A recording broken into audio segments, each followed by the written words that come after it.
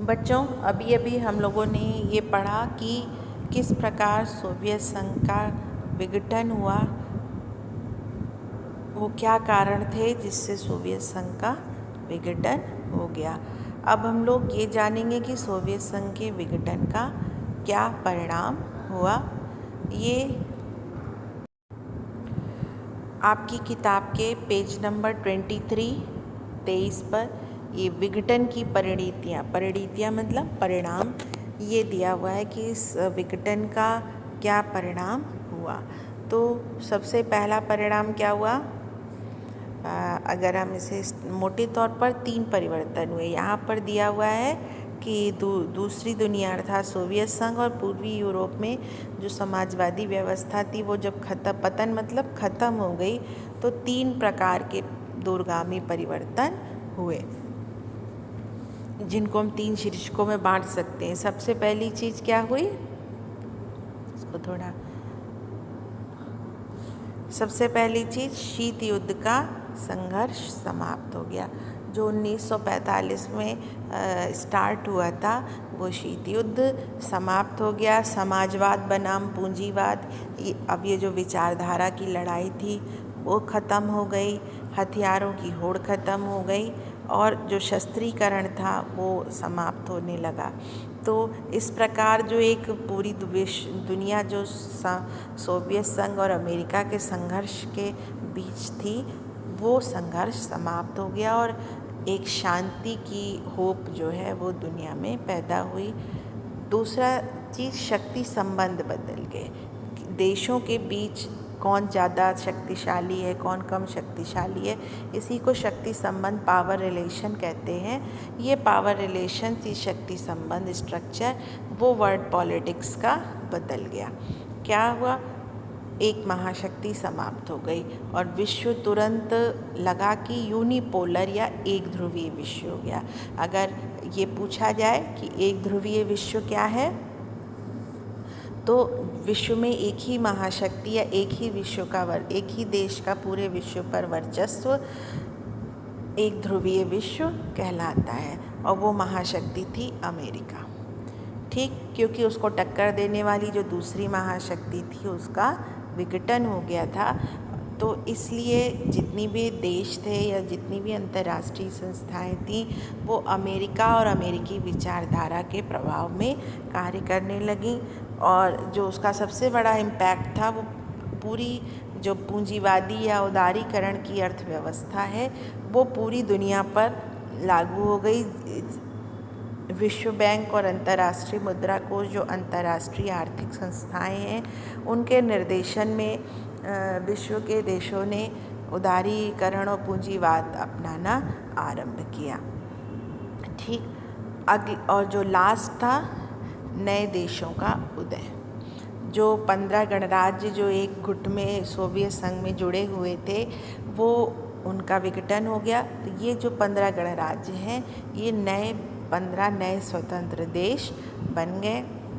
पूर्वी यूरोप के, इसमें से जो पूर्वी यूरोप के देश थे उसमें से ज़्यादातर यूरोपीय संघ और नाटो से जुड़ गए या जुड़ना चाहते हैं। जो मध्य एशियाई देश हैं वो अपना अलग भविष्य देख रहे हैं। और अभी हम आगे पढ़ेंगे कि किस प्रकार इन देशों में एक संघर्ष, एक तनाव अभी भी विद्यमान है।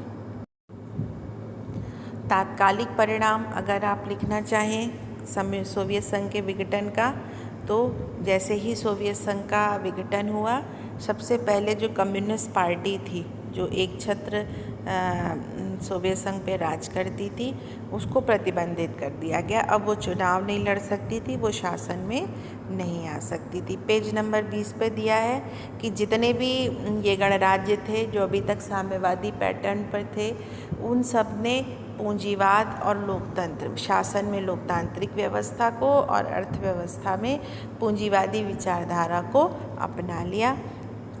अगली चीज़ ये हुई कि सोवियत संघ का अंत होने के बाद स्वतंत्र राष्ट्रों का राष्ट्रकुल, इसका गठन किया गया, जिसमें वर्तमान में 12 देश शामिल हैं। रूस सोवियत संघ का उत्तराधिकारी देश बना। इसको आप कल भी पढ़ चुके हैं। जितने भी सोवियत संघ के अंतर्राष्ट्रीय अधिकार और दायित्व थे वो रूस को मिले। तो बच्चों, यहाँ पर जो प्रमुख क्वेश्चन आता है इस चैप्टर से, अगर दीर्घ क्वेश्चन, लॉन्ग आंसर क्वेश्चन से पूछें तो एक आता है कि सोवियत संघ में किस कारण से सोवियत संघ का विघटन हुआ, और दूसरा सोवियत संघ का विघटन का परिणाम विश्व राजनीति पर क्या हुआ, क्योंकि सोवियत संघ के विघटन से ही हमारी समकालीन विश्व राजनीति का आरंभ हो रहा है, जो हमें पढ़ना है। तो ये महत्वपूर्ण है। जो सोवियत संघ के विघटन के परिणाम हैं, अगर वो लंबे प्रश्न में आता है तो आप उसमें शॉक थेरेपी और संघर्ष और तनाव भी लिख सकते हैं। शॉक थेरेपी हम अलग से विस्तार से पढ़ेंगे। जो सोवियत संघ के विघटन के बाद जो नए 15 देश बने, उनमें से कई देशों में नस्लीय या अलगाववादी हिंसा आज भी जारी है।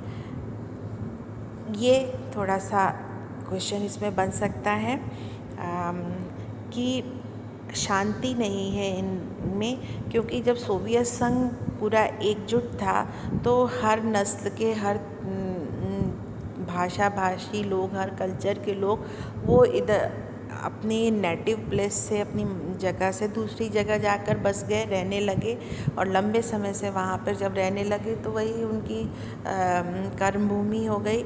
लेकिन जब अचानक से सोवियत संघ ख़त्म हो गया तो उसके बाद एक ही भूमि पर रहने वाले जो अलग अलग नस्लीय जातीय लोग हैं, उन्होंने आपस में विरोध शुरू कर दिया।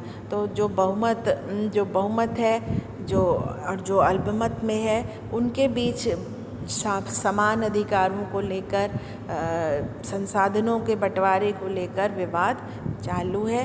तो यहाँ पर जो आप लोगों से पूछा जा सकता है, जैसे रूस के 2 गणराज्य, रूस के 2 स्टेट मान लीजिए, चेचन्या और दागिस्तान, यहाँ पर अलग होने का, रूस से अलग होकर नए देश बनने का आंदोलन चल रहा है। लेकिन रूस इस चीज़ को मानने को तैयार नहीं है कि उसके ये 2 हिस्से उससे अलग हो जाए। रूस ने उसके लिए सेना का प्रयोग किया,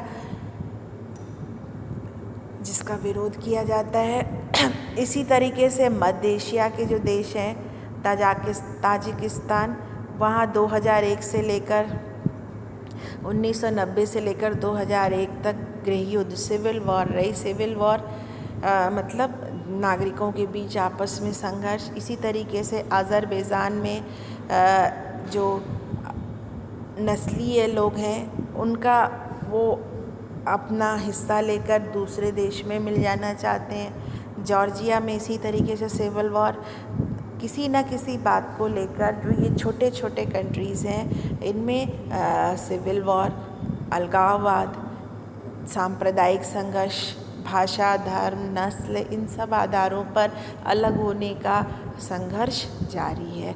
और इस संघर्ष को जटिल कर देता है इनके यहाँ मिलने वाला पेट्रोलियम पदार्थ, हाइड्रोकार्बनिक संसाधन। जो पेट्रोल है वो उसकी मांग पूरी विश्व में है। जिसके पास ये सबसे ज़्यादा है पेट्रोलियम संसाधन, वो विश्व में सबसे अमीर है। तो होता क्या है बच्चों की, जो सब विश्व की महाशक्तियाँ हैं, जैसे जो बड़े बड़े देश हैं, अमेरिका है, चीन है, रूस है, वो इन पेट्रोलियम संसाधनों वाले देश पर अपना प्रभाव बना के रखना चाहते हैं कि इन पे हमारा प्रभाव बना रहे, जिससे इनके जो ये संसाधन हैं उस पर हमारा नियंत्रण बना रहे। तो इस तरीके से वो अपने अनुरूप अपनी ऐसी सरकार चाहते हैं जो उनके देश के अनुकूल पॉलिसी मेकिंग करे। तो इससे जो है यहाँ की स्थिति और जटिल हो जा रही है। जो सबसे गंभीर समस्या वो यूगोस्लाविया की है।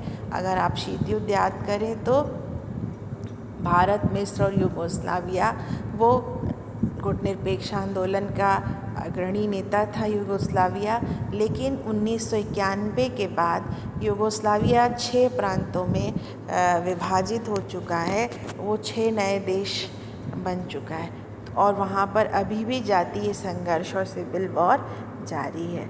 तो इस तरीके से ये जो आप संघर्ष और तनाव का ये है हिस्सा है आपके पाठ का, ये बताने के लिए लिखा गया है कि फ़िलहाल जैसे यहाँ पर जो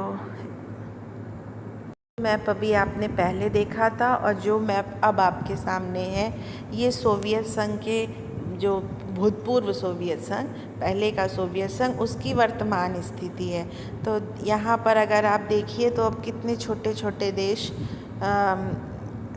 बन चुके हैं। Serbia, Montenegro, Slovenia, Croatia, Bosnia and Herzegovina, Kosovo जो अलग होने का प्रयास कर रहा है, अल्बानिया, मैसेडोनिया। तो ये कई जो है छोटे छोटे हिस्सों में विभाजित हो चुका है और अभी भी विभाजित होने का प्रयास चल रहा है। ठीक, तो अभी भी ये स्थिति टर्मोइल में है।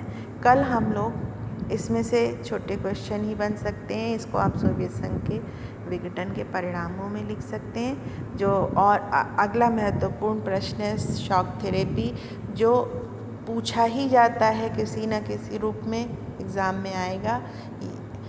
इसको हम लोग अगली क्लास में पढ़ेंगे।